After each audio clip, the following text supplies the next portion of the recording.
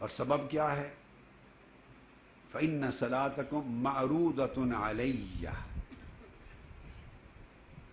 کہ تمہارا صلات، تمہارا درود و سلام مجھ پر پیش کیا جاتا ہے۔ صحابہ کرام نے عرض کیا یا رسول اللہ صلی اللہ علیہ وآلہ وسلم،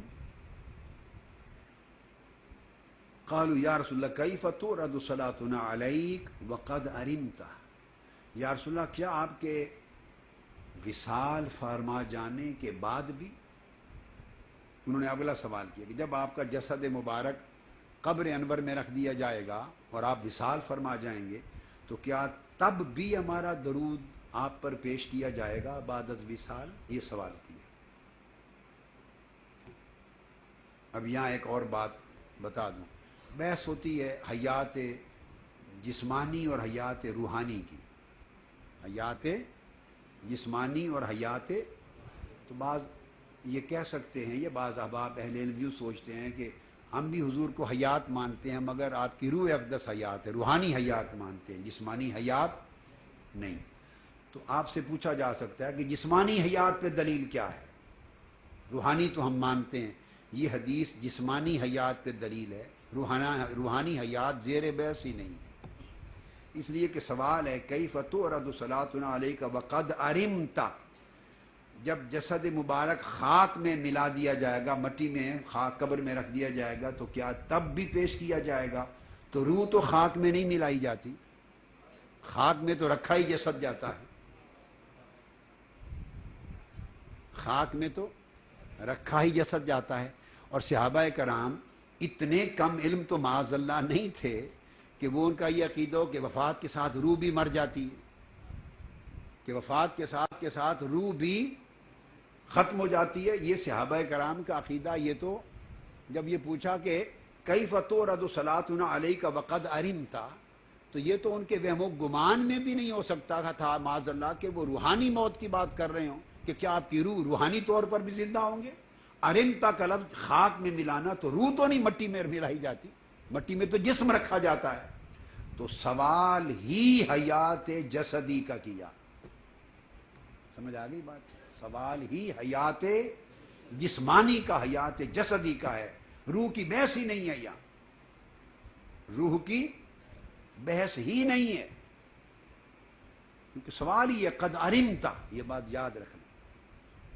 روح تو ہر مومن کی زندہ ہے، اور احادیث کے ساتھ ہے کہ وفات کے بعد وہ زندہ ہے، اور وہ کہاں مومن کی کہیں جاتی ہے، منافق کی کہیں جاتی ہے، کفار کی کہیں جاتی ہے، انبیاء کی کہیں، تو روح تو زیر بحث ہی نہیں ہے خاک کے ساتھ۔ سوال تو جسم کا ہو رہا ہے، اور آگے جواب واضح کر رہا ہے اس کا۔ آقا علیہ السلام نے فرمایا بلیتا، یقولون بلیتا، یعنی جسد مبارک معاذ اللہ جب خاک میں مل چکا ہوگا تو تب قال ان اللہ حرم علی الارض اجساد الانبیاء وفی روایت ان اللہ حرم علی الارض ان تأکل اجساد الانبیاء، ہاں تب بھی تمہارا درود و سلام مجھ پر پیش کیا جائے گا، چونکہ اللہ تعالیٰ نے زمین پر حرام کر دیا ہے اجساد الانبیاء، اب ارواح الانبیاء نہیں فرمایا، انبیاء کے جسموں کو کھانا زمین پر حرام کر دیا گیا ہے، یعنی انبیاء روحانیتاً روحن تو زندہ ہوتے ہی ہیں، باقی مومن بھی ہوتے ہیں، انبیاء جسداً بھی زندہ رہتے ہیں، خاک ان کے اجساد کو نہیں کھا سکتی، تو یہ حیات جسدی کی پر بھی نص سری ہو گئی۔ لہذا تمہارا درود و سلام اسی طرح مجھ پر پیش کیا جائے گا قیامت تک جیسے اب پیش کیا جاتا۔ رواہ ابو داود والنسائی و ابن ماجہ، اس کو سنن ابی داود میں اور نسائی میں اور ابن ماجہ میں روایت کیا گیا، اور اس کی تائید میں یہ حدیث ابو ہریرہ رضی اللہ تعالیٰ عنہ سے، اور ابو داود اور احمد بن حنبل نے روایت کی، ان رسول اللہ صلی اللہ علیہ وسلم قال ما من احد یسلم علی الا رد اللہ علی روحی حتی ارد علیہ السلام، کوئی بھی مسلمان مجھ پر سلام بھیجتا ہے تو اللہ تعالیٰ نے میری روح مجھ پر واپس لوٹا دی ہوئی ہے، روح بھی، توجہ بھی، سماعت لوٹا دی ہے، اور میں ہر شخص کے سلام کا خود جواب دیتا ہوں، یہ ابو داؤد اور احمد کی۔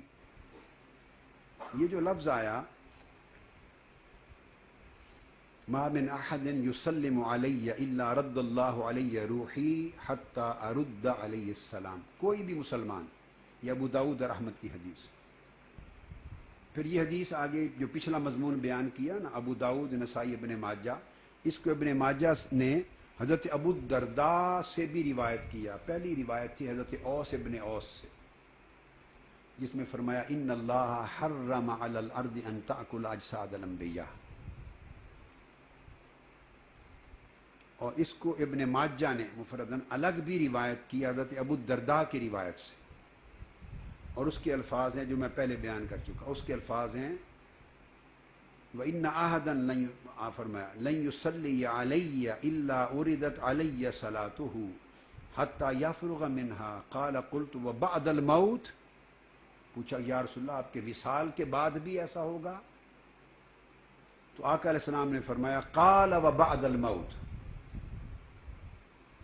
اب موت کا لفظ جو ہے وہ جسم کے لیے استعمال ہوتا ہے نا، روح پر تو وارد نہیں ہوتی.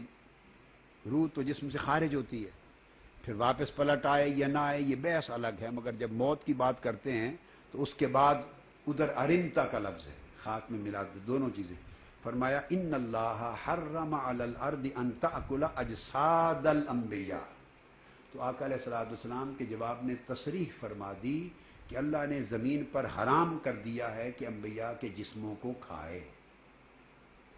اس میں اب کوئی وجہ اشتباہ ہی نہ رہا، کوئی مغالطہ اور التباس کا ہی سبب نہ رہا کہ یہ بحث حیات روحی سے متعلق ہے. یہ بحث ہی ساری حیات جسدی سے ہے کہ انبیاء کے جسموں کو کھانا زمین پر حرام کر دیا گیا ہے.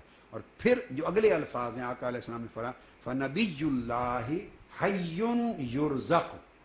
بس اللہ کا نبی زندہ ہوتا ہے اور رزق دیا جاتا ہے بعد از وصال. کیا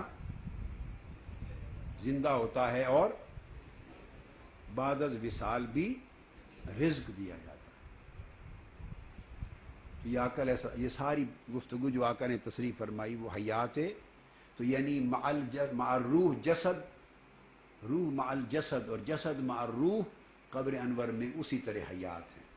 بلکہ وللآخرۃ خیر لک من الاولی، اسی شان کے ساتھ حیات ہے. ترجمے نے اشکال ختم کر دیے. الا رد اللہ علیہ روحی، بے شک اللہ نے مجھ پر میری روح لوٹا دی ہوئی ہے.